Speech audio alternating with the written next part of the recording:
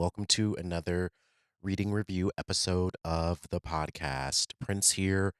I am continuing my series where I read more Blood on My Eye, and I am nearing the end. I'm nearing the end, and it makes me really proud because this year I'm trying to read one book a month at least. For folks that don't know, Blood in My Eye is a really famous revolutionary text by George Jackson, who was a George Jackson died on August 21st, 1971, at the hands of San Quentin prison guards during an alleged escape attempt.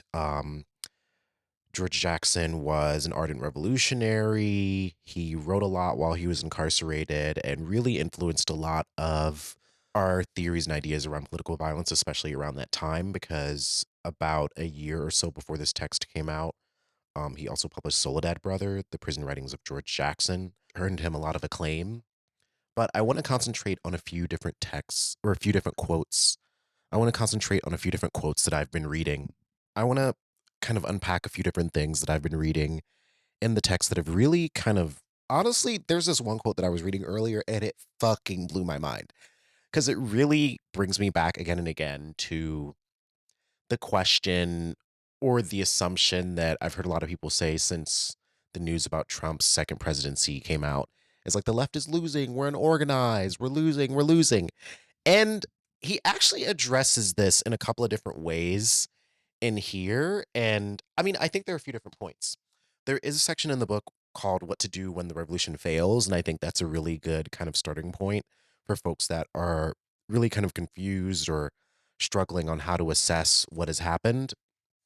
But it's in the beginning of this last section that I'm reading where he talks about like fascism and totalitarianism. And essentially, in this section of the book, which is titled Fascism, he opens with writing to his lawyer about Angela Davis. And he essentially says, like, fascism hasn't won. Like, yes, it's probably won certain battles or it's achieved certain conditions. But he explicitly talks about how fascism hasn't explicitly won because we are still here. Like, fascism is a changing ideology. There have probably been ways that it has failed, it has succeeded, but it is still developing and isn't at its final kind of stage of culmination. And I think that's the other thing about reading these texts. It's like this was written in the 70s. And so it's interesting to view George Jackson as analyzing his own condition, and now we're currently analyzing our condition today in relation to fascism, totalitarianism, etc. But so I found that extremely helpful and useful because I really am of the idea like we haven't fucking lost yet because we're still here. We are still here. And this is a section where he's writing to his lawyer on June 20th, 1971. It reads, "It is not defeatist to acknowledge that we have lost a battle. How else can we regroup and even think of carrying on the fight? At the center of revolution is realism. To call one or two or a dozen setbacks defeat is to overlook the ebbing and flowing process of revolution, coming closer to our calculations, then receding, but never sitting still. If a thing isn't building, it must be decaying. As one force emerges, the opposite force must yield. As one advances, the other must retreat. There is a very significant difference between retreat and defeat. I'm not saying that our parents were defeated when I contend that the fascist corporativism emerged and advanced in the US. At the same time, it was making its advance. It caused, by its very essence, an advance in worldwide socialist consciousness. Quote, when US capitalism reached the stage of imperialism, the Western great powers had already divided among themselves almost all the important markets in the world. At the end of World War II, when the other imperialist powers had been weakened, the US became the most powerful and richest imperialist power. Meanwhile, the world situation was no longer the same. The balance of powers between imperialism and socialist camps had fundamentally changed. Imperialism no longer ruled over the world, nor did it play a decisive role in the development of the world situation. And it reads the author's name. I don't want to mess that up, but it's, I believe, a Vietnamese author. George Jackson goes on to write, in my analysis, I'm taking into account the fact that the forces of reaction and counter-revolution were allowed to localize themselves and radiate their energy here in the US. And so here, I just think it's really important that he's talking about revolution and counter-revolution and how both of these are forces that are at play against each other. And I really appreciate this analysis because I think a lot of people have this idea like, oh, we've lost, like in some ways there's no point, or like there is a moment of defeat that I think people rightfully deserve to feel. But I think there's also a legitimate moment of looking at the past year or couple of years and analyzing the ways that movements have come up, the ways that certain tactics have been presented, the ways that certain things have also been co-opted. But these developments in leftism, I think, is really interesting and necessary and a part of a larger process. And the point of organizers, revolutionaries, radicals, leftists is to push it even further. But I think the other thing that I want to point out in this text that I've also been talking a lot with people about is this notion of the vanguard. Like, what is the vanguard and what are they here for and what do they do and why are they here? And I just think it's so fascinating because most comrades I know aren't really into vanguardism as a notion. But in reading the way George Jackson talks about it, he's talking about it in relationship to a larger revolutionary process. In a lot of this book, he's speaking about the utility of the vanguard in relation to the points of the revolutionary process that lead up to mass mobilization and mass revolutionary action and violence. So when more of the masses are mobilized, are in above ground and funneled into underground organizations, he kind of argues that the vanguard will be less necessary.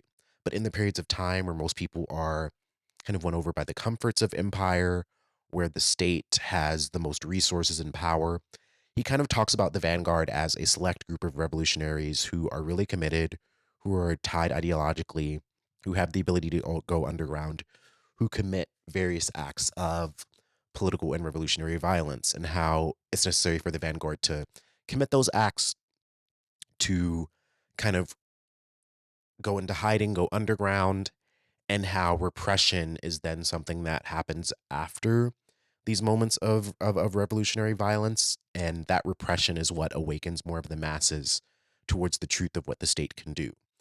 And while all this is happening, he is also arguing there needs to be above ground organizations that help people survive, that build community trust, that fill in the gaps, that train people, that educate them, that offer them viable alternatives to what the state can offer. And then in those spaces, we begin to find people that are committed and committed and committed. And we build out the resources to defend these alternatives, these community institutions, these grassroots efforts. And so, in a lot of what George Jackson is writing, I don't think he's saying like the vanguard is, well, I don't know. I can't say he's not saying that the vanguard is the only way.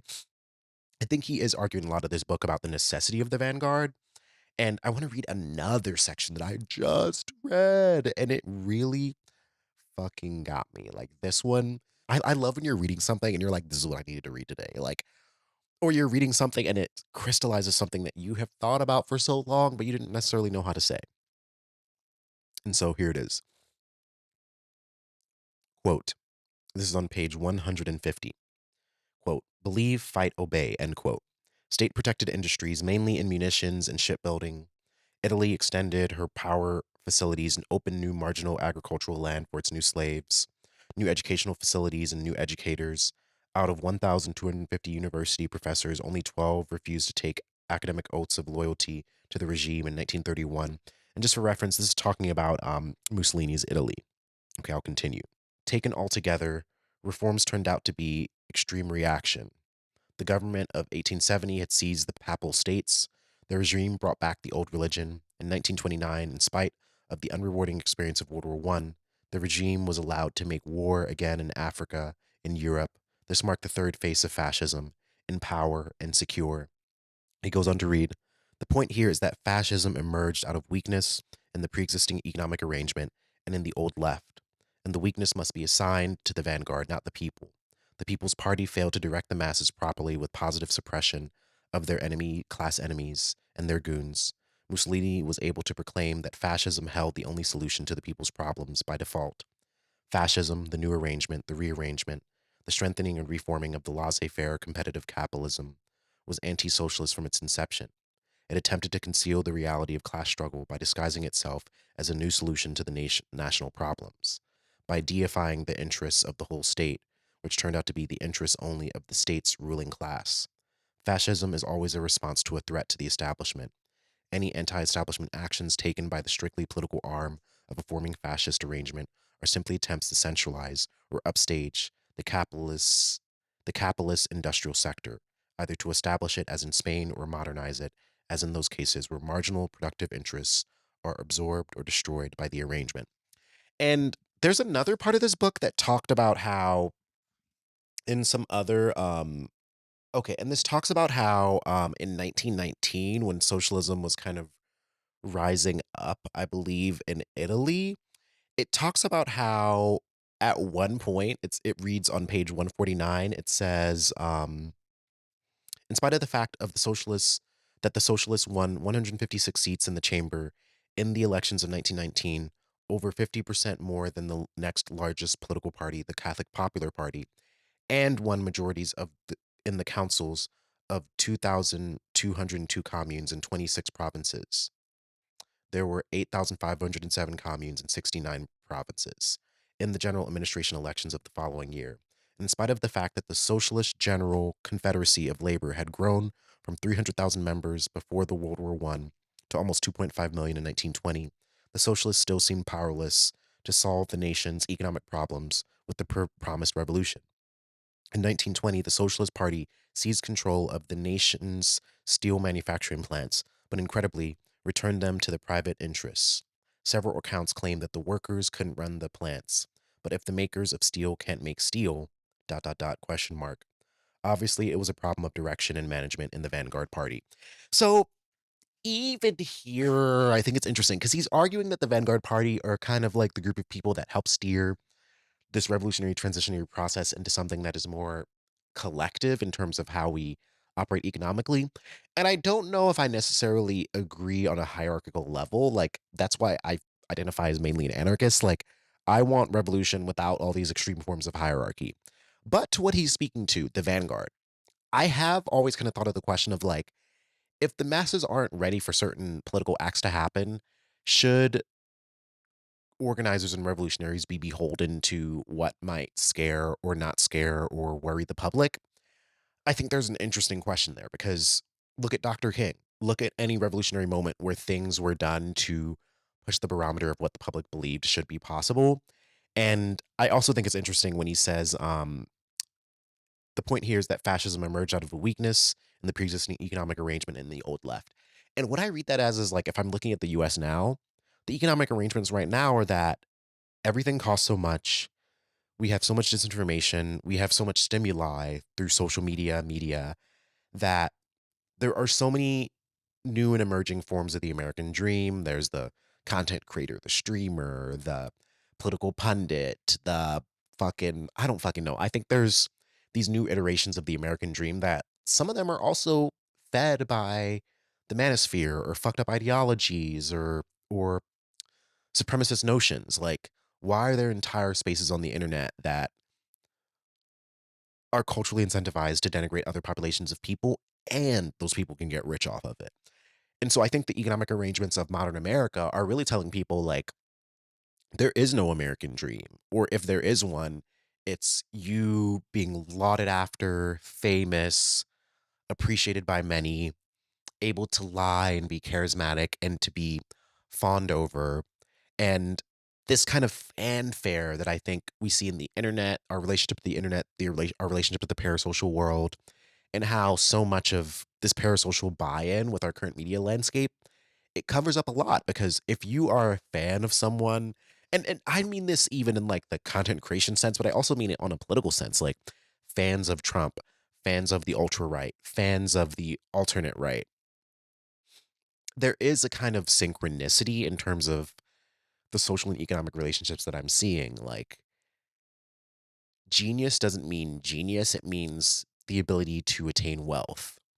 And the ability to attain wealth, I think, is what led a lot of people to want to vote for Trump because he'll save the economy or he'll help them or he'll help the middle class or I don't even fucking understand the promises he made. Like, because his followers, I'm just like, he's rich. Like, why the fuck would you believe that he's going to help us? So there are so many things. So I think there's a lot of disinformation that we have been fed. And then like the old left, this is, I think the question or the notion of the old left is interesting to me because I've mentioned this on the podcast a few times, but I have been thinking like, am I a leftist in the US traditional sense or am I something else? Because when people are like, oh, the left lost, like that's why Trump won. I'm like, I didn't want anyone to win. And I don't know where that puts me, but hopefully not with the old left. I don't know. And it's just very interesting because I do think he's kind of saying like the vanguard is separate from the old left. And I think in that scenario, you have to define what the old left is and what the vanguard is. And the vanguard should like step in and they should reassess and blah, blah, blah. I don't know exactly what I think about that. I'm going to keep reading and figure out what I actually think about that. But I do think it's a very fascinating thing that he defines like another function of the vanguard as when the elite win in some major and drastic way, it is the vanguard's responsibility on some level to assess why and to reimagine a new course of action, which I think is useful for anyone to think of, not necessarily just the vanguard. But yeah, this book is really fascinating, and I think it's definitely one of those texts that I would recommend people highlight, mark up, write questions down in, because I've just like marked this book up so much and I have so many questions and thoughts, and I've really found it useful to read this along with someone else as well. And I love reading old texts and finding pieces of my current worldview in it and realizing, oh, I'm connected to this larger history, which I think is really one of the big utilities of reading literature. So thank you for listening to another mini book review for Blood in My Eye by George Jackson. I might do another one of these when I finish the book to kind of assess what I thought of it. But thank you for listening.